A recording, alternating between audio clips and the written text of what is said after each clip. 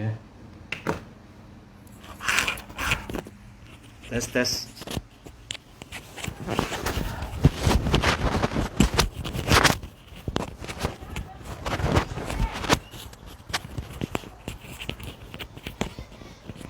Ini Mi.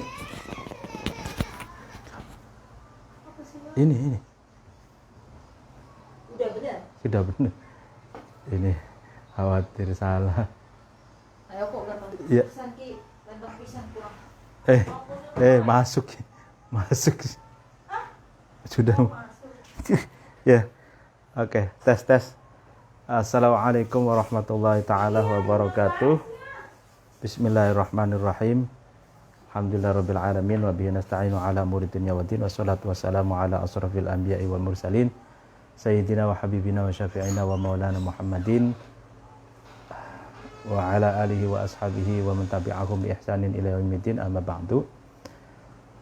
Alhamdulillah, pada malam hari ini saya bisa akan mulai ngaji kitab Al-Mizanul Kubra. Nah, Mizanul Kubra ini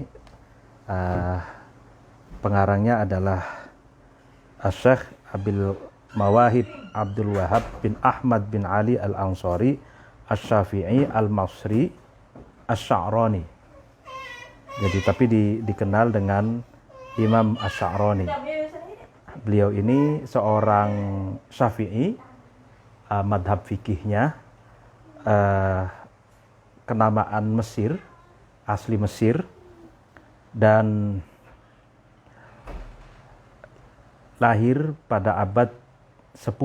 Jadi min a'yani ulama'il qarn al-ashir al-hijri.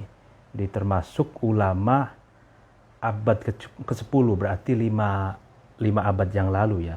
Sekarang sudah 1440 sekian. Jadi 5 abad yang lalu ya. Dan beliau ini banyak menulis kitab tasawuf.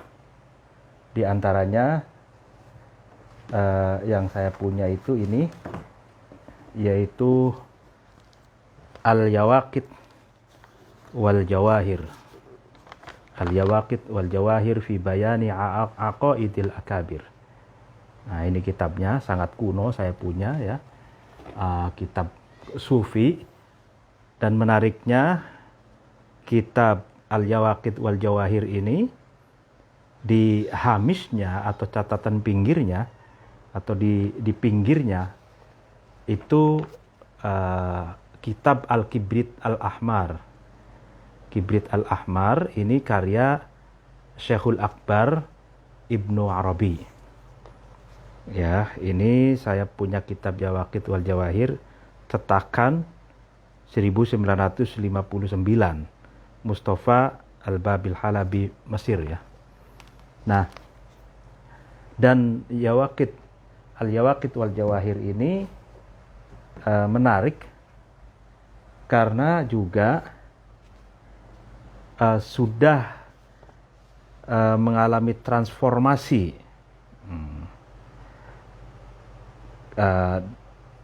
sejak 4 abad yang lalu. Nah, seorang ulama Nusantara, namanya itu Asy-Syaikh Muhammad Ali bin Abdul Rashid bin Abdullah Al-Jawi Al-Qadi Al-Sumbawawi. Jadi orang Sumbawa ini menerjemahkan kitabnya Imam Asy-Sya'rani Al-Yawaqit wal Jawahir ke bahasa Melayu. Nah, ini kitabnya ya. Nah, ini kitabnya. Ini karya ulama Nusantara. Nah, ini bahasa Melayu tapi tulisan Arab Pegon. Tulisan Arab Pegon dicetak juga oleh Mustafa Al-Babil Halabi, Mesir. Jadi Asy-Sya'rani kitabnya sudah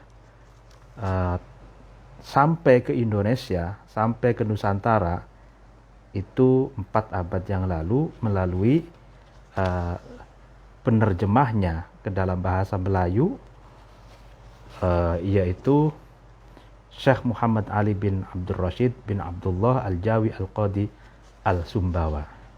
Jadi orang Sumbawa. Nah ini, Imam Asy-Sya'rani juga ini terkenal seorang ulama yang mampu menafsirkan syatohat. Jadi syatohat itu istilah-istilah sufi, ujaran-ujaran sufi yang sulit ditangkap basah maknanya, istilah-istilah yang nyeleneh gitu, syatohat itu.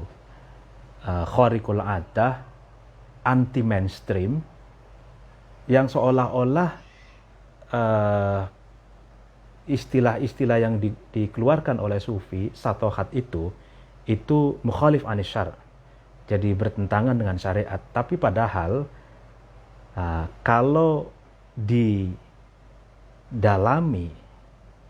ya kan, maksud dari perkataan-perkataan sufi itu, syatohat itu ternyata muafik anis syariah.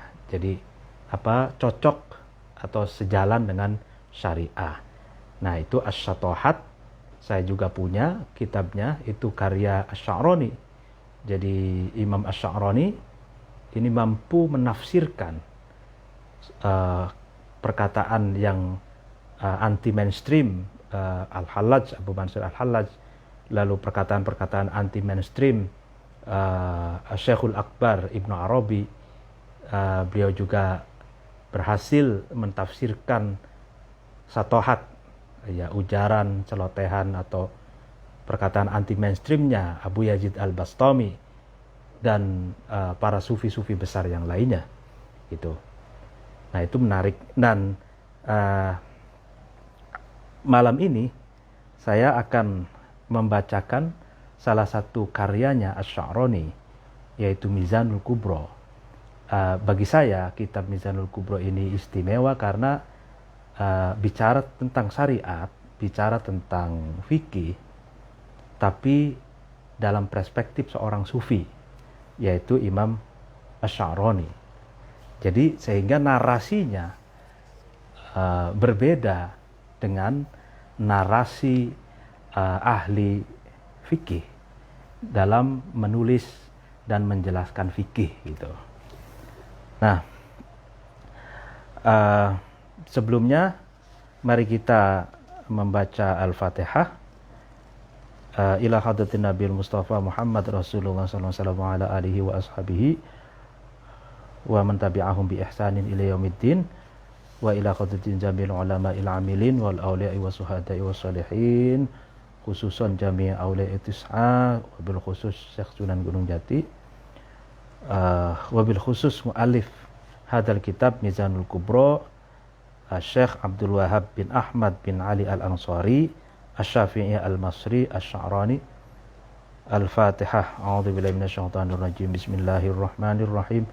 Alhamdulillahirabbil alamin arrahmanir rahim maliki yaumiddin. Iyyaka na'budu wa iyyaka nasta'in ihdinas siratal mustaqim siratal ladzina an'amta 'alaihim ghairil maghdubi 'alaihim waladdallin. Amin. Bismillahirrahmanirrahim. Nah, Asy-Sya'rani, bismillahirrahmanirrahim. Asy-Sya'rani berkata, musannif, mu'alif atau pengarang berkata, bismillahirrahmanirrahim, dengan nama Allah yang Maha Pengasih lagi Maha Penyayang. Alhamdulillahilladzi ja'ala asy-syari'ata al-mutahhirata, ya kan, segala puji bagi Allah yang telah menjadikan syariat yang suci dan mensucikan. Jadi syariat yang suci dan mensucikan. Kalau kita mengenal istilah di dalam fikih, macam-macam air itu kan ada tohir, mutahhir. ya kan, suci dan mensucikan. Ada air tohir wair mutahhir, air suci tapi tidak mensucikan.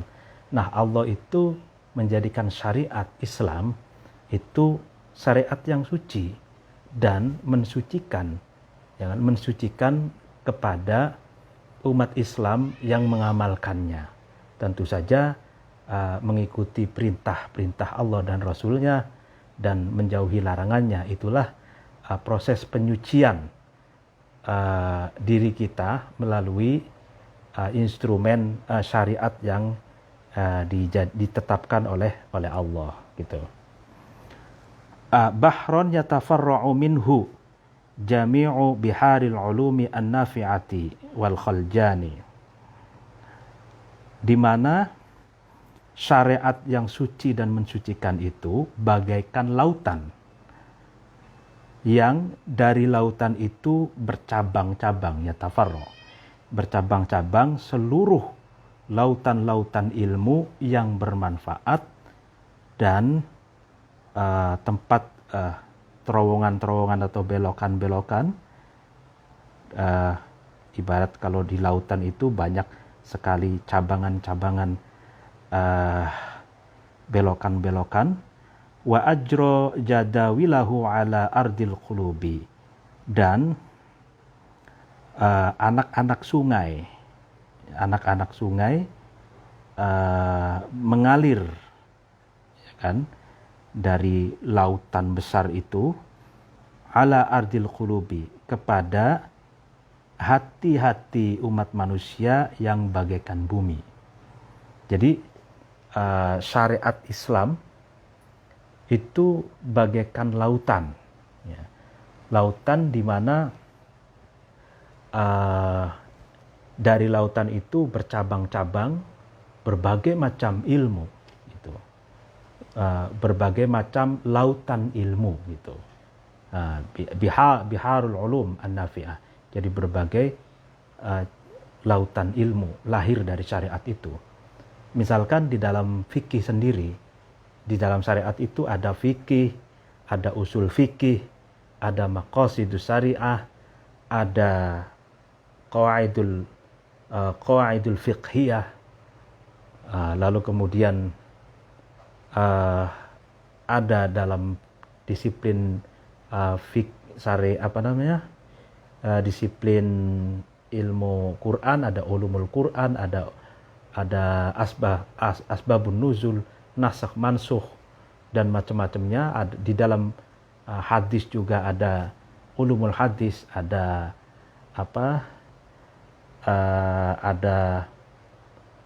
berbagai macam disiplin ilmu jarh wa ta'dil dan lain sebagainya, gitu.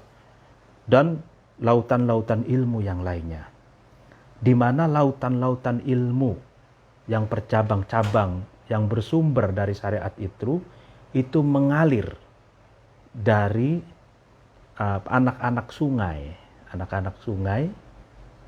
berupa pengetahuan itu mengaliri hati-hati manusia yang seperti bumi atau daratan.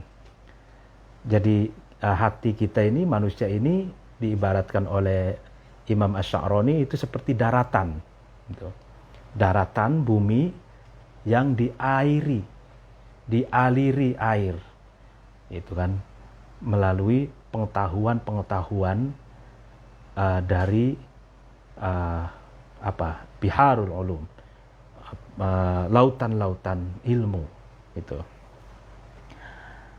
Hatta rawa minha qalbul qasi min haitsu taqlidi li ulama'iha walladani, sehingga hati manusia yang terjauh pun dapat segar, ya kan, mendapatkan penyegaran dari syariat itu, dari syariat yang bagaikan lautan itu. Airnya, ya kan, airnya itu mengalir sampai jauh, sampai orang yang paling jauh. Dengan cara apa? Orang-orang yang terjauh ini bisa mendapatkan penyegaran gitu ya, penyegaran dari air yang mengalir dari syariat itu, yaitu dengan cara taklid, ya kan? Taklid, mengikuti pendapat, hasil ijtihad, produk pemikiran para ulama dan orang-orang yang terdekatnya. Nah, qalbul qasi itu ya seperti kita ini. Jadi hati-hati yang orang-orang yang terjauh. Terjauh itu dalam pengertian waktu gitu. Antara kita dengan Imam Asy'arani waktunya sangat jauh, 5 abad. Nah, dengan Kanjeng Nabi 15 abad atau 14 abad setengah gitu. Nah, ini termasuk qalbul qasi kita. Jadi hati-hati orang yang terjauh. Tapi kita tetap mendapatkan ceruk mata air yang mengalir dari syariat itu ke hati-hati kita yang hidup saat ini gitu. Wa manna ala man syaa min ibadihi al-mukhtasin bil israfi ala yanbu'i syariah al-mutahhirah wa jami'i ahadisiha wa athariha al-muntashirah fil buldan. Dan Allah itu memberi anugerah ya, kepada seseorang yang Allah kehendaki dari hamba-hambanya yang spesial, yang khusus. Dengan cara apa Allah menganugerahkan? Dengan cara mengangkatnya ke atas yanbu'is syariah. Jadi sumberan atau mata air syariat yang suci dan mensucikan, dan semua hadis-hadis syariat, asar-asar syariat yang muntasyirah, yang berkembang, yang menyebar di penjuru dunia, di penjuru negara gitu.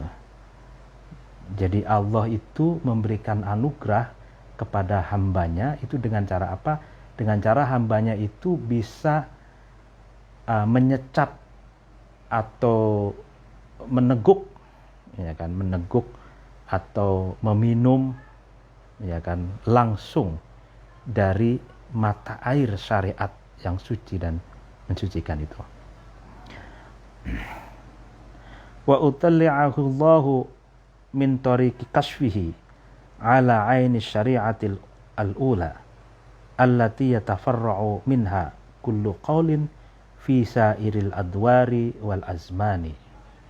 Dan Allah itu memberitahukan kepada seseorang dengan cara, dengan jalan Allah menyibak kasf, menyibak mata hati orang itu, ya kan, menyibak atau membuka mata hati, membuka pikirannya, sehingga orang itu bisa meneguk mata air syariat yang pertama. Syariat yang pertama kalau di dalam syarahnya itu al-wahyul ilahi, ya kan. Jadi Allah memberikan pengetahuan, ya kan, kepada hambanya, ya kan, dengan cara membuka pikiran, membuka hati hambanya itu agar bisa meneguk mata air syariat yang pertama, yaitu wahyu ilahi, yaitu Quran. Di mana dari Al-Quran itu, dari wahyu ilahi itu bercabang-cabang, ya kan, kullu qaulin fi sairil adwar wal azman. Setiap pendapat, setiap perkataan di setiap masa dan zaman, ya kan. Jadi wahyul ilahi ini atau syariat al-ula ini itu telah melahirkan banyak sekali pendapat gitu, banyak sekali perkataan-perkataan para ulama gitu di setiap masa dan zaman.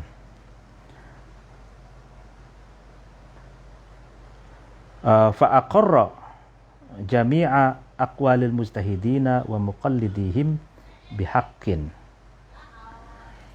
haitsu ra'a ittisalaha bi aini syariati min tariqil kasfi wal ayani. Kemudian seseorang itu, ya kan, seseorang itu, jadi maksudnya seseorang itu juga mengakui seluruh perkataan ulama mujtahid dan ulama muqallid, pengikut para mujtahid, bihaqqin dengan benar. Sekiranya seseorang itu berpendapat atau melihat bahwa pendapatnya para ulama mujtahid itu telah nyambung, ittisal, bersambung dengan mata air syariat. Gitu. Min tariqil kasfi wal ayan. Nah, mengetahuinya itu dengan cara apa? Dengan cara kasyaf. Jadi Allah membukakan pintu hatinya dan membukakan pintu pikirannya. Artinya cara membukakan pintu pikirannya itu jalan. Bisa menganalisa. Pikirannya itu bisa melakukan istinbat, istidlal gitu. Nah, wasyaraka jami'al mujtahidina fi ightirafihim min aini syari'ati al-kubra wa in taqasara anhum fin nadhari wa ta'akhkhara anhum fil azmani. Dan seseorang itu musyarakah, bekerja sama atau membersamai, ya kan, seluruh ulama mujtahid dalam menyelami, ya kan, bersama-sama dengan mujtahid dalam menyelami mata air syariat yang agung. Meskipun seseorang itu memiliki keterbatasan, ya kan, memiliki keterbatasan analisa, memiliki keterbatasan nador, perspektif gitu, daripada para mujtahid itu.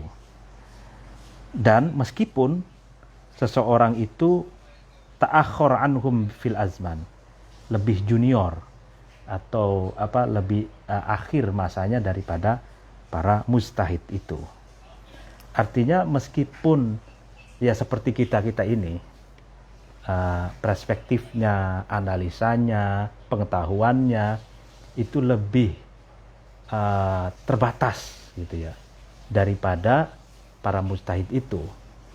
Dan kita juga datang pada masa yang lebih akhir dari ulama mujtahid itu, tapi kita, ya kan, kata Imam Sya'rani, alangkah baiknya kita itu membersamai, musyarakah, bekerjasama, yang membersamai seluruh mujtahid dalam menyelami mata air syariat itu.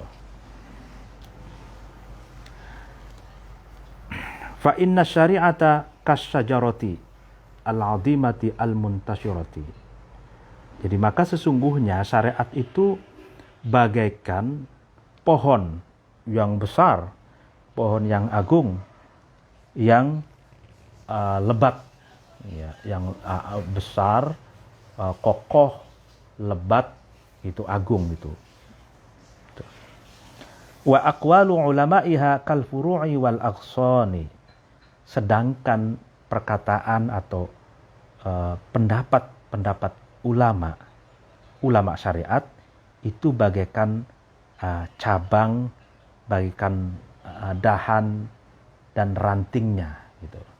Jadi syariat itu ibaratnya pohon, batang pohon ya, batang pohon yang kokoh, yang besar, yang agung gitu. Lalu kemudian pendapat dan perkataan para ulama itu bagaikan cabangnya, cabang, lalu dahan, ranting gitu. Jadi tetap cabang dan pohon dan cabang, ranting, dahan itu kan berarti memang bersumber dari pohon yang besar itu gitu loh.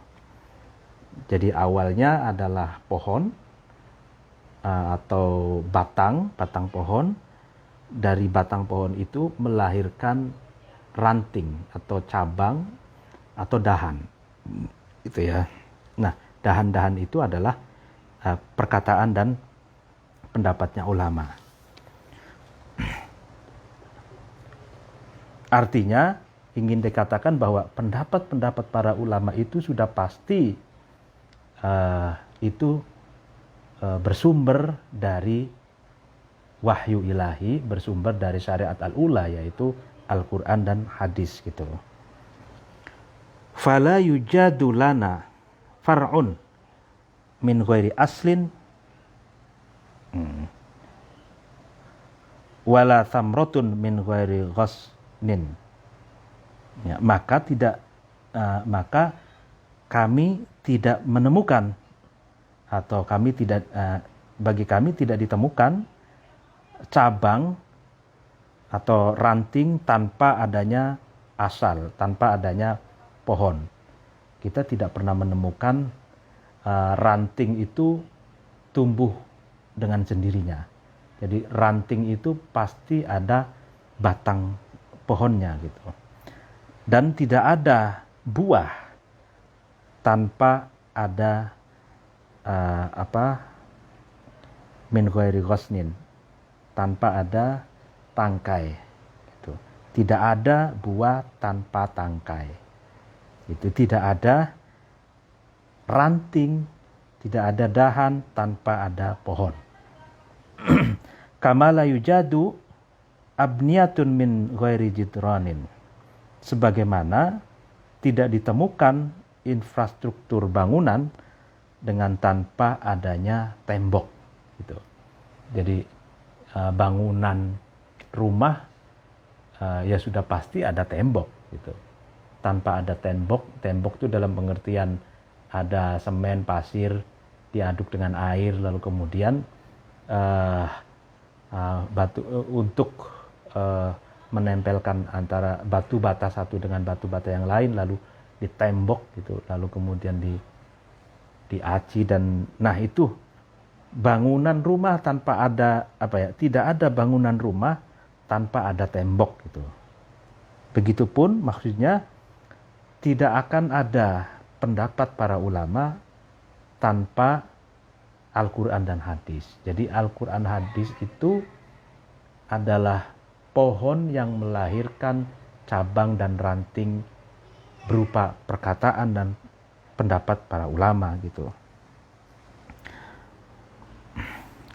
Wa qad ajma'a ahlul kasfi ala anna kulla man akhraja qawlan min aqwali ulama'i syari'ati anha fa inna ma dzalika liqusurihi an darajatil irfani. Ya, jadi ini karena penulisnya adalah sufi sehingga sering menggunakan kata-kata kasyaf. Dan sungguh para ahli mukasyafah, ahli para ulama yang terbuka mata batinnya itu bersepakat gitu bahwa sesungguhnya setiap orang yang mengeluarkan ya kan satu pendapat dari pendapat-pendapat ulama syariat, mengeluarkan dari apa? Anha dari syariat, maka sesungguhnya sikap itu, ikhraj itu, pengeluaran itu karena diqusurihi an darajatil irfan, karena terbatasnya derajat pengetahuan orang itu. Jadi kalau ada orang yang menganggap bahwa ada satu pendapat dari pendapat ulama syariat itu keluar dari syariat al-ula, yaitu Quran hadis, ya, kalau ada orang yang mengatakan demikian gitu, maka sesungguhnya orang itu karena keterbatasan pengetahuannya gitu. Jadi bukan keterbatasan ulama yang berpendapat, tapi keterbatasan dia yang menjas, menghakimi bahwa pendapat ulama ini keluar dari atau menyimpang dari Al-Quran dan hadis gitu. Nah ini jadi ya kan fenomena sekarang kan banyak orang yang baru bisa ya baru hafal satu hadis, dua hadis, lalu berani menyalahkan pendapat ulama zaman dulu gitu ya, mutaqaddimin gitu. Nah ini orang-orang yang demikian menganggap bahwa ulama-ulama klasik ya kan yang ada di dalam kitab kuning misalkan, mereka menganggap itu menyimpang dari Al-Quran dan hadis. Nah orang yang demikian itu karena likusurihi min darajatil irfan, karena sempitnya atau dangkalnya pengetahuan dia gitu. Nah, fa inna Rasulullah sallallahu alaihi wasallam qad amana ulama'a ummatihi ala syari'atihi biqaulihi al-ulama'u umana'ur rasul ma lam yukhalitu sultana. Nah, maka sesungguhnya Rasulullah sallallahu alaihi wasallam itu mempercayakan syariatnya kepada ulama umat gitu. Sebagaimana Rasul berkata, ulama itu adalah orang yang dipercaya oleh para rasul selama ulama itu tidak bergumul, tidak bercampur dengan penguasa. Nah, wa muhalun minal ma'sumi ayyumina ala syariatihi khawan. Ya kan? Ya mustahil nabi yang maksum itu, nabi yang bersih dari dosa itu mempercayakan syariatnya kepada para khawan, para orang yang pengkhianat itu, tidak bisa memegang amanat gitu. Itu mustahil kepada para pengkhianat itu. Nabi yang maksum, yang suci dari dosa itu mustahil mempercayakan syariatnya kepada para pengkhianat gitu. Wa ajma'u aidan ala annahu la yusamma ahadun aliman illa in bahisa an manazi'i ulama'il an manazi'i aqwalil ulama'i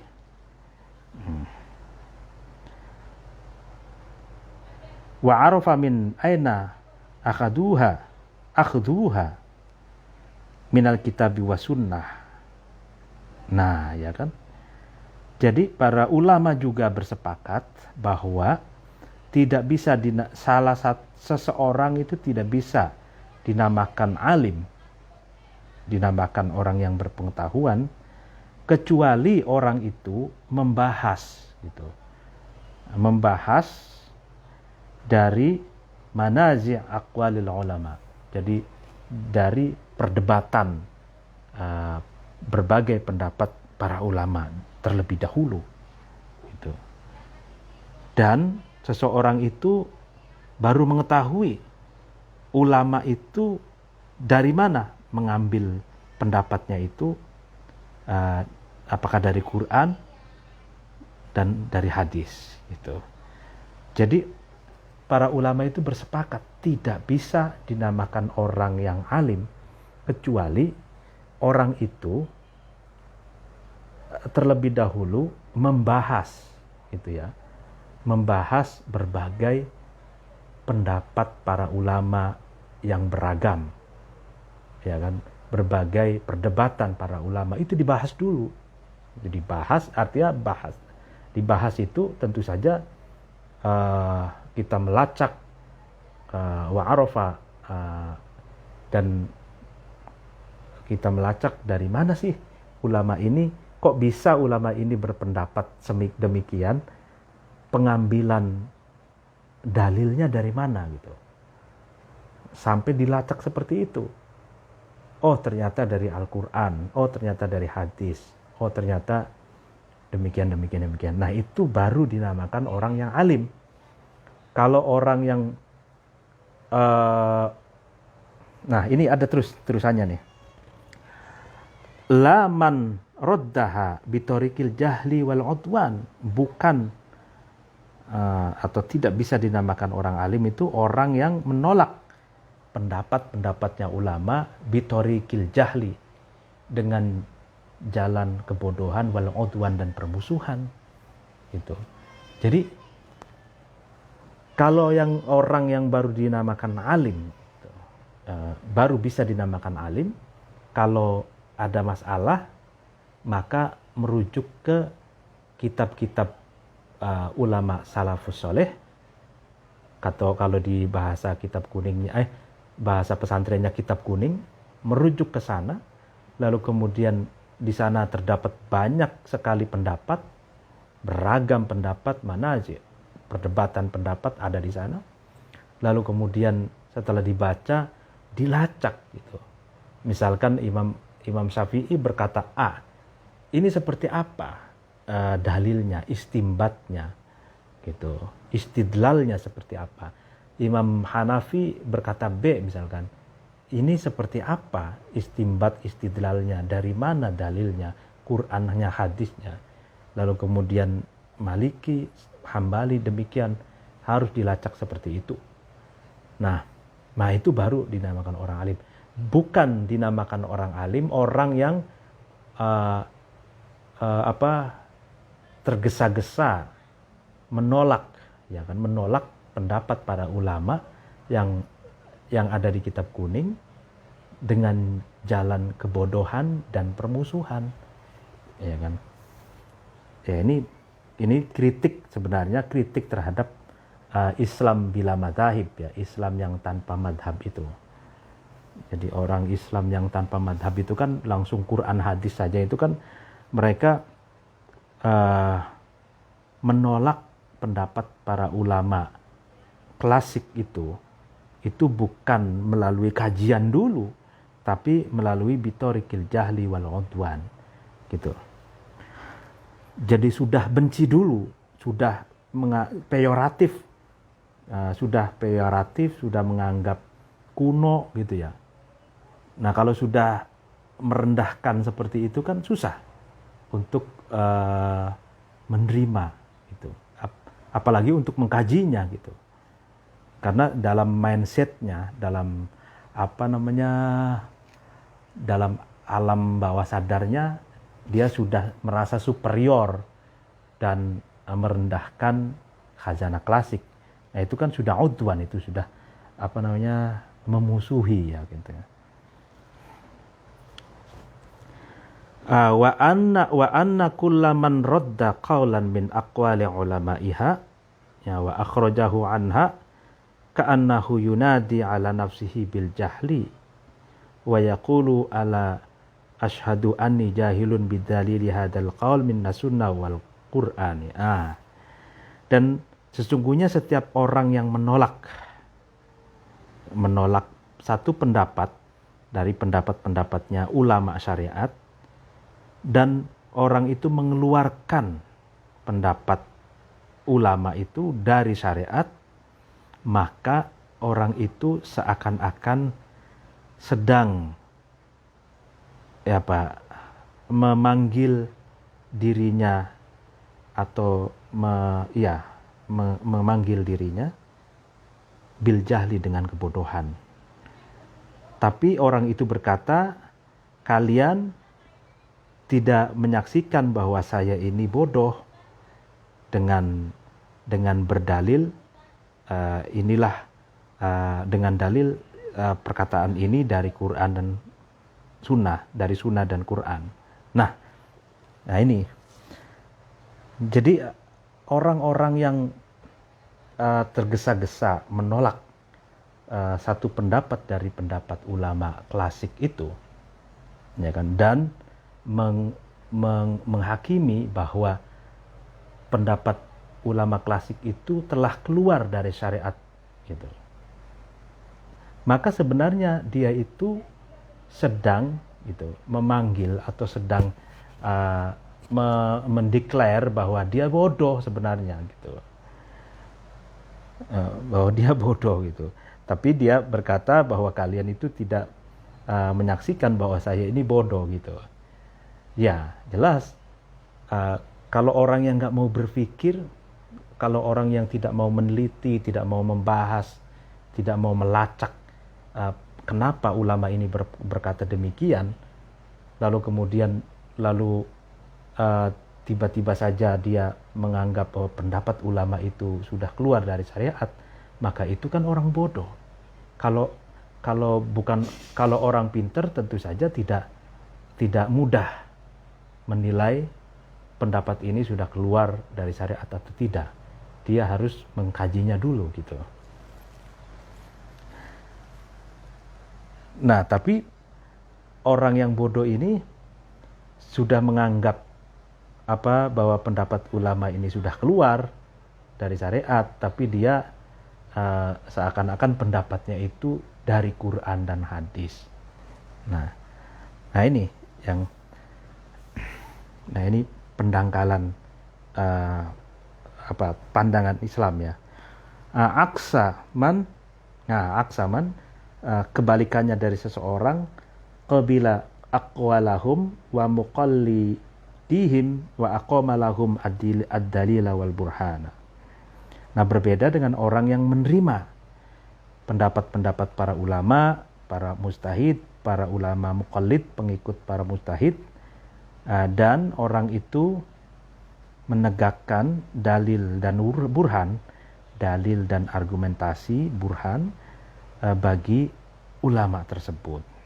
Artinya ada orang-orang yang hatinya itu tawadu, rendah hati, sehingga bisa menerima pendapat-pendapat ulama klasik itu, ya kan. Lalu kemudian dia bisa memahami, oh ini dalilnya seperti ini, oh ini burhannya seperti ini, argumentasinya seperti ini, istimbatnya begini, istidlalnya begini gitu. Jadi ada dua tipe orang nih. Ya. Jadi orang yang pertama itu menolak mentah-mentah, yang kedua ini menerima. Nah, wa sahibu hadzal masyhad atsani la yaruddu qaulan min aqwali ulama'i syariah illa ma khalafa nassan aw isma'an wa la'allahu la yajiduhu fi kalami ahadin minhum fi sa'iril azman. Nah, sedangkan kelompok yang kedua ini yang menerima pendapat-pendapatnya para ulama itu tidak menolak satu pendapat dari pendapat-pendapatnya ulama syariat, kecuali ada pendapat yang berbeda dengan nas Al-Quran atau hadis atau ijma, konsensus. Tapi wala'allahu la yajiduhu fi kalami ahadin minhum fi sa'iril azman. Tapi mereka tidak menemukan satu pendapat pun dari para ulama itu di setiap masa yang bertentangan dengan Al-Quran dan hadis. Nah, ini menarik. Gitu. Jadi prinsipnya golongan yang kedua ini, mereka menerima pendapat seluruh ulama klasik, gitu. Selama pendapatnya itu illa ma khalafa nassun aw isma'an, kecuali pendapat yang bertentangan dengan nas Al-Quran dan hadis atau ijma. Tapi katanya, menurut pendapat golongan yang kedua ini, mereka tidak pernah menemukan gitu. Tidak pernah menemukan satu pendapat pun dari pendapat para ulama itu yang bertentangan dengan teks Al-Quran dan hadis atau ijma. Nah, gitu. Wa ghayatuhu annahu lam yattali'u ala dalilin la annahu yajiduhu mukhalifan li sharihis sunnah awil Quran. Pada akhirnya ya golongan yang kedua ini ia tidak menemukan satu pendapat dari pendapat ulama itu mukhalif li sharihi sunnah awil Quran, yang bertentangan dengan sunnah atau hadis yang jelas atau Al-Quran gitu. Wa man naza'na fi dzalika falyati lana biqaulin min aqwalihim ya kan kharijin anha wa nahnu naruddu ala sahibihi kama naruddu ala man khalafa qawaid syariah bi awdahi dalilin wa burhanin. Nah, barang siapa yang ya kan berlawanan denganku, dengan kami, kata penulisnya ini Syekh Sya'rani dalam hal ini, ya kan, maka datanglah kepada kami dengan membawa satu pendapat dari pendapat-pendapatnya para ulama yang keluar dari sunnah awil Quran. Maka nanti kami akan menolak pendapatnya orang itu, sebagaimana aku menolak orang yang bertentangan dengan kaidah-kaidah syariat dengan dalil yang lebih jelas dan burhan argumentasi yang lebih jelas. Nah, ini tantangan dari penulisnya, yaitu Syekh Asy-Sya'rani. Barang siapa, katanya gitu, ya kan, barang siapa yang punya satu pendapat dari pendapat para ulama klasik yang dianggap keluar dari syariat atau keluar dari sunnah dan Quran, ya kan, maka datanglah orang itu kepada saya, kepada kami, bawa pendapat itu, gitu kan, tunjukkan kitabnya, tunjukkan perkataan ulama itu, apakah benar yang dikatakan oleh dia bahwa pendapat ulama itu mukhalif, bertentangan dengan sunnah atau Quran. Maka saya akan bantah dia, saya akan kritik dia, ya kan, dengan bi'audhahid dalil, dengan dalil yang lebih jelas, wal burhan, dan dengan argumentasi yang lebih jelas, sebagaimana aku akan menolak orang-orang yang bertentangan dengan kaidah-kaidah syariah, gitu. Tsumma in waqa'a dzalika mimman yadda'i sihhat at-taqlid lil a'immah falaysa huwa bimuqallidihim fi dzalika wa innama huwa muqallidun lihawahu wasyaitan. Nah, maka ketika hal itu terjadi, ya kan, artinya hal itu terjadi, orang itu yang membawa pendapat ulama yang katanya keluar dari sunnah dan Quran itu, dan ternyata kecele, misalkan, maka orang itu termasuk orang yang mengaku-ngaku saja bahwa dia taklid kepada salah satu imam. Padahal falaysa huwa bimuqallidin lahum, padahal dia itu bukan muqallid, bukan orang yang mengikut ulama. Wa innama huwa muqallid li hawahu wasyaitan, akan tapi dia mengikuti hawa nafsunya dan setan. Gitu. Ya, tuh menarik ini. Fa inna i'tiqadana fi jami'il a'immati anna ahadahum la yaqulu qawlan illa ba'da nadharihi fid dalil wal burhan. Nah, maka sesungguhnya keyakinan kami, ya kan, di semua imam-imam madhab adalah bahwa sesungguhnya salah satu dari imam-imam madhab itu tidak berkata satu perkataan kecuali ba'da nadhorihi, kecuali setelah diangan-angan, dianalisa, ya kan, dinalar, ya kan, digali di dalam dalil dan burhannya, gitu. Jadi keyakinan kita bahwa seluruh ulama, seluruh imam-imam dari imam antar madhab, bainal madhab atau fil madhab, Syafi'i, Hanafi, Hambali, Maliki, dan nah, keyakinan kita bahwa tidak akan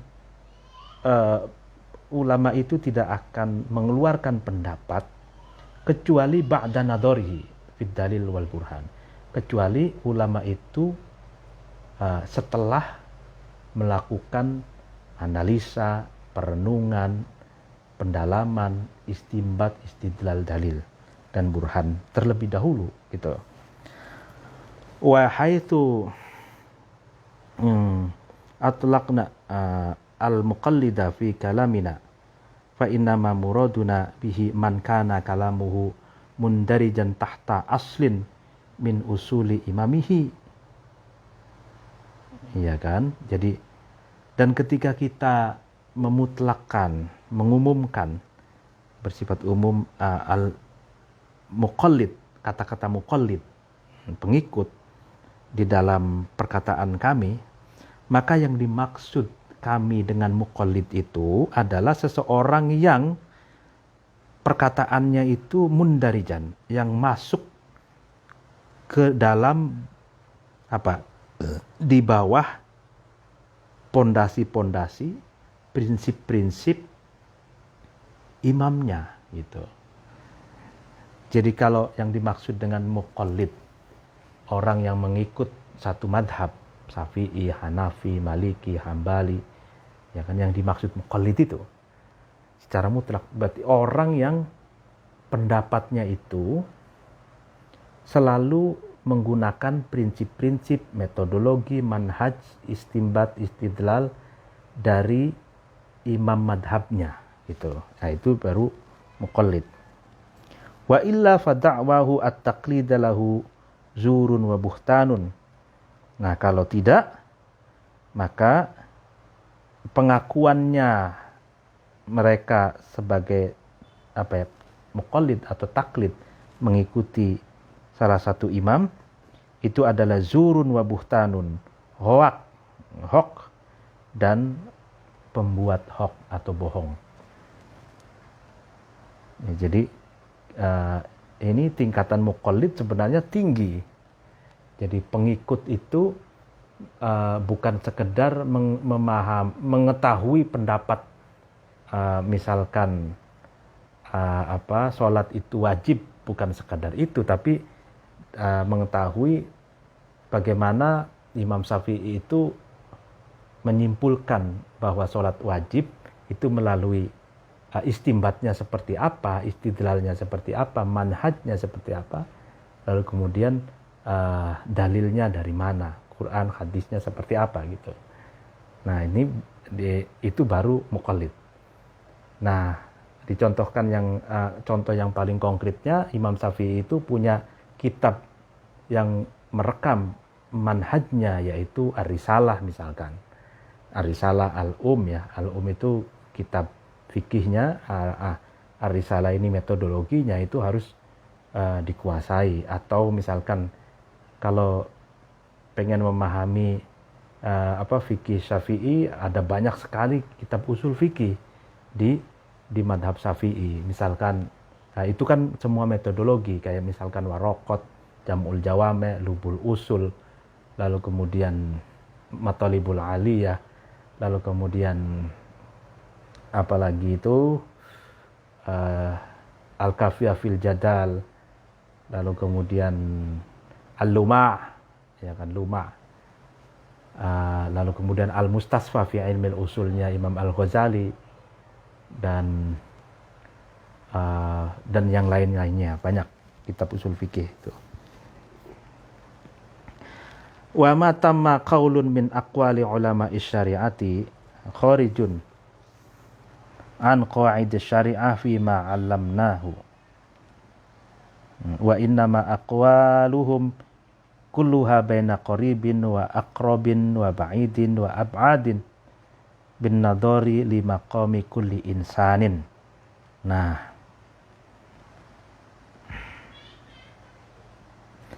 ya, tidak ada satu pendapat dari pendapat-pendapat ulama syariat yang keluar dari kaedah-kaedah syariat sepanjang yang kami tahu gitu. Akan tetapi memang seluruh pendapat-pendapat ulama itu ada kalanya qorib, dekat, ada kalanya sangat dekat, ada kalanya jauh, ada kalanya sangat jauh. Bin nadhari li maqami kulli insan, dengan melihat makom atau level setiap manusia. Jadi kalau ada pendapat ulama yang sulit untuk dipahami, gitu, dipahami ini gimana istimbatnya, dan itu boleh jadi karena abad, itu jauh sekali dari level kita gitu. Nah, ada yang mudah itu dipahami, itu qorib, dekat gitu. Ada yang agak mudah, itu kalau sangat mudah aqrab, ya sangat dekat. Kalau agak mudah itu qorib ya. Kalau misalkan susah, ba'id. Kalau sangat susah, ab'ad gitu loh. Jadi kita jarak kita dengan level pemahaman pendapatnya ulama itu mungkin jauh gitu.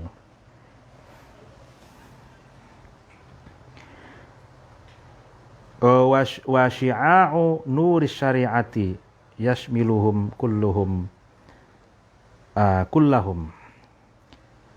wa ya'ammuhum wa in tafawatu bin nadhari li maqamil islami wal imani wal ihsani.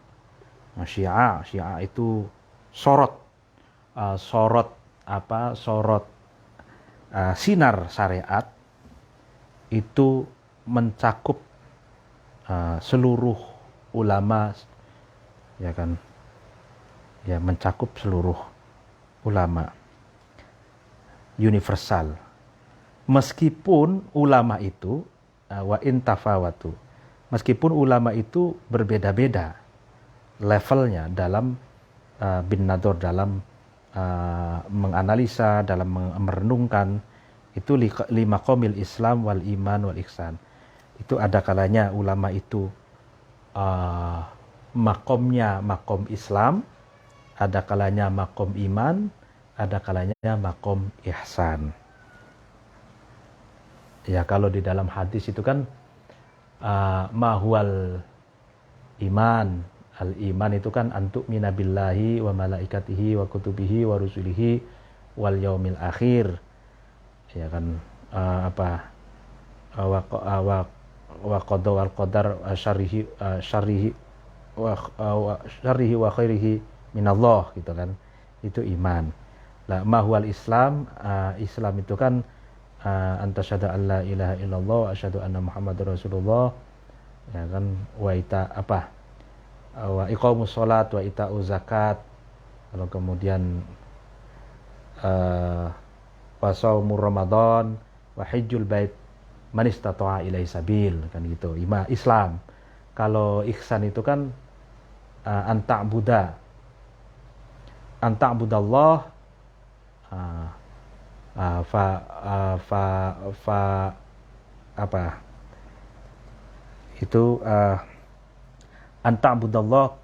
ka'annaka tarohu, ya kan, fa in lam takun tarohu fa innahu yaraka. Nah, itu ihsan.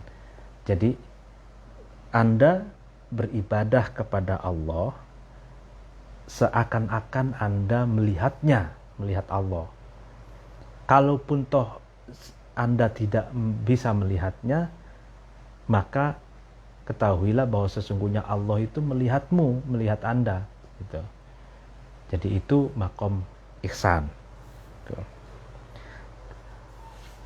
Jadi syia'u nuris syariah. Jadi ini kayak semacam kalau teori sufinya itu iluminasi atau al-isyraq.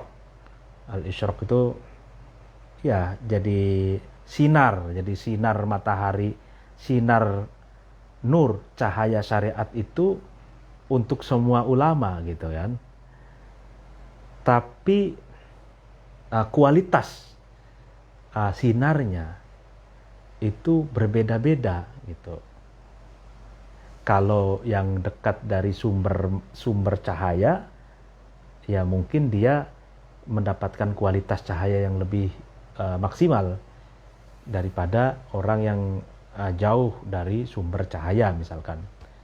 Bisa agak redup gitu ya. Nah, begitupun pengetahuan yang dimiliki oleh para ulama katanya, itu pun seperti sorot sinar cahaya gitu. Kalau cahayanya dia mendapatkan kualitas yang banyak, maka dia makomnya tinggi gitu. Kalau agak kurang sedikit, makomnya lebih rendah lagi, lebih sedikit lagi, lebih rendah lagi gitu. Seperti itulah gitu ya. Makanya kan kalau di dalam fikih itu ada tingkatan-tingkatan mujtahid, ada mujtahid mutlak, maksudnya mujtahid madhab, mujtahid muqayyad, ada mujtahid madhab ya, ada mujtahid muqayyad, ada mujtahid fatwa, ada mujtahid tarjih, ada ya kan, ada muqallid, ada awam gitu kan, sampai ahmak. Ahmak itu kumprung itu dungu gitu. Ada jahal murakkab, ada akma gitu ya. Lalu kemudian ahmaduhu hamdaman karo'a min aini syari'ati al-mutahhirati hatta syabi'a wara'a minha al-jismu wal janan wa alima anna syari'ata Muhammadin sallallahu alaihi wasallam ja'at syari'atan wasi'atan jami'atan limaqamil islami wal imani wal ihsani. Nah, aku memuji kepada Allah seperti memujinya seseorang yang meneguk dari mata air syariat yang suci dan mensucikan sampai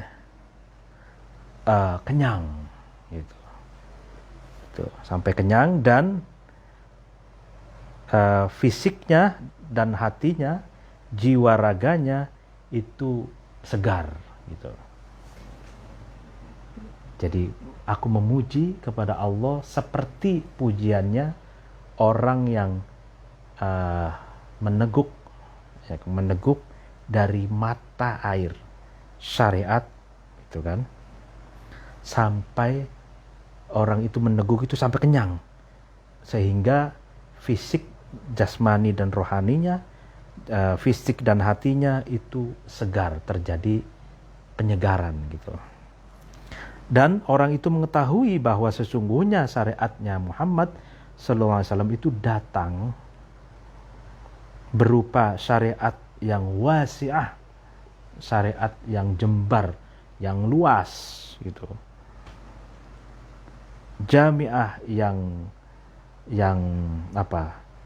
luas, yang mencakup berbagai level Islam, level iman, level ihsan.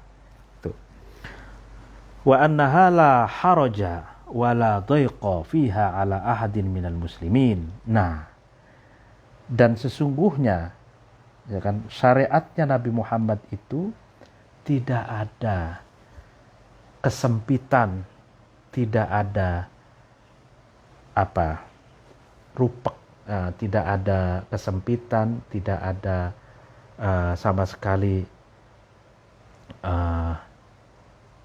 kedangkalan gitu ya. Tidak ada sama sekali membuat susah kepada salah satu dari umat muslimin gitu. Jadi syariat Nabi Muhammad itu wasi, jembar gitu kan. luas, itu tidak menyusahkan, tidak merepotkan, dan tidak mempersempit gitu ya, tidak mempersempit seseorang gitu. Wa man syahida dzalika fiha fasyuhuduhu tunat ta'un wa buhtanun. Nah, barang siapa yang bersaksi bahwa ada kesempitan ya kan di dalam syariat Nabi Muhammad, maka persaksiannya itu tidak bisa dibenarkan dan bohong, katanya gitu. Fa inna Allah Ta'ala qala wa ma ja'ala 'alaikum fi dini min harajin. Nah, maka sesungguhnya Allah Ta'ala berfirman, Allah tidak menjadikan kamu sekalian dalam beragama itu min harajin, dalam keadaan rupek, ya, dalam keadaan sempit gitu. Jadi Allah itu memberikan agama kepada umat manusia itu bukan untuk bukan untuk menjadikan manusia itu sempit, menderita gitu. Wa ma idda'a al-haraja fid din faqad khalafa sharihal Qur'an. Barang siapa yang mengaku